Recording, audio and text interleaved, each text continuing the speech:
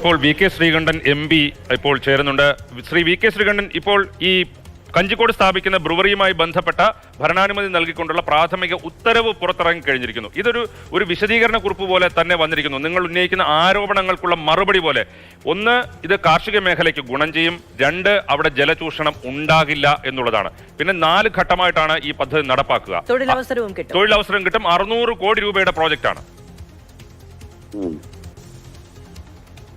അത് ഇതൊക്കെ pre planned ആണ്. കാരണം കേരളത്തിലെ മദ്യനയം മാറ്റം വരുത്തുന്നത് ഇവരുടെ അപേക്ഷ കിട്ടിയതിന് ശേഷം 1 കൊല്ലം കഴിഞ്ഞിട്ടാണ്.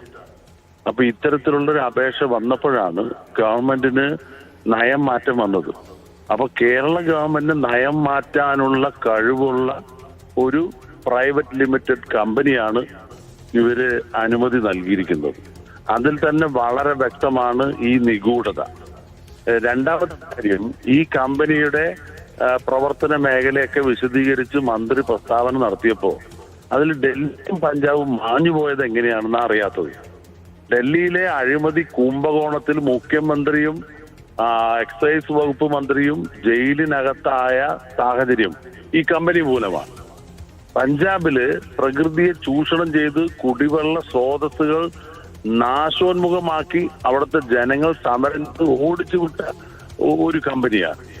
ഇത് രണ്ടും മറച്ചു വെക്കാനുണ്ടായ സാഹചര്യം എന്താണ് എന്ന് മന്ത്രി ഒന്ന് വെളിപ്പെടുത്തിയത് നന്നായിരിക്കും.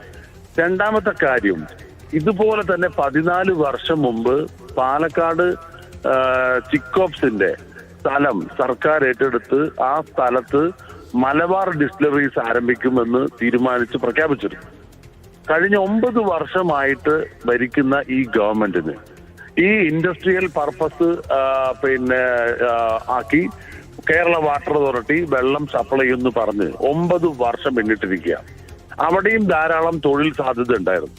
അവിടെയും കാർഷിക വിളകൾക്ക് വില കൂട്ടി ലഭിക്കുമായിരുന്നു.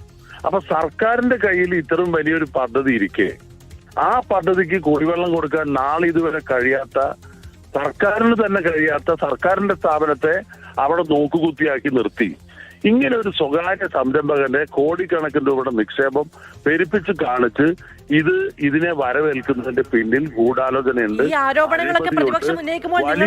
അഴിമതി ലക്ഷ്യമാക്കിയാണ് ഈ ഒരു പദ്ധതിക്ക്. എങ്ങനെ ഈ കാര്യങ്ങളൊക്കെ പ്രതിപക്ഷം ഉന്നയിക്കുമ്പോൾ നിങ്ങൾക്ക് വിഷയദാരിദ്ര്യം എന്നല്ലേ മന്ത്രി MP രാജേഷ് പറയുന്നത്? അല്ല, അത് അദ്ദേഹത്തിന്റെ ഒരു സങ്കുചിതമായ രാഷ്ട്രീയ പാപ്പരത്വമാണ് അതിൽ വെളിവാക്കുന്നത്.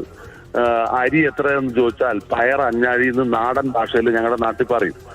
MP രാജേഷിന്റെ പുരോഗമന ജനാധിപത്യ സംസ്കാരം ഇതുപോലെ ഡിസ്റ്റിലറി കൊണ്ടുവന്നിട്ടും ബ്രൂവറി കൊണ്ടുവന്നിട്ടും ജനങ്ങൾക്ക് തൊഴിൽ കൊടുക്കാന്ന് വെച്ചാൽ അദ്ദേഹം DYFIന്റെ അഖിലേന്ത്യാ പ്രസിഡന്റായി വന്ന ഒരാളാണ്. ഇത്രയും നാണമില്ലാത്ത, ഇതുപോലെ ഒരു രാഷ്ട്രീയമായിട്ട് തരം താണ രീതിയിൽ ഒരു വിഷയത്തെ കാണുന്നത് തന്നെ ആ മന്ത്രിയുടെ സങ്കുചിത താല്പര്യങ്ങൾ മനസ്സിലാകും. രാജേഷ് ഇപ്പോ CPM എന്ന പാർട്ടിയുടെ അടിമയാണ് എന്ന് പറയുകയാണ് ഇതിനേക്കാൾ നല്ലത്.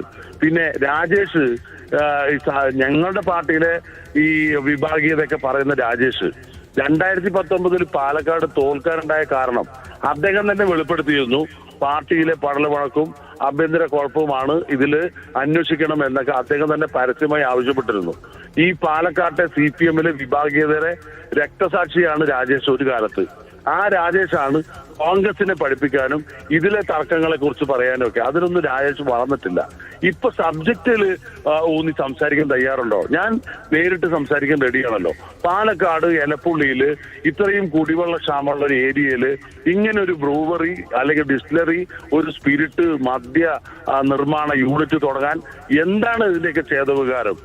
ഇതിനു മുമ്പും ഈ എലപ്പുള്ളിയില് ഇതുപോലെ ബ്രൂവറി തുടങ്ങാൻ തീരുമാനിച്ച ശ്രീ ശ്രീകണ്ഠൻ, താങ്കളിലേക്ക് തിരിച്ചു വരാം.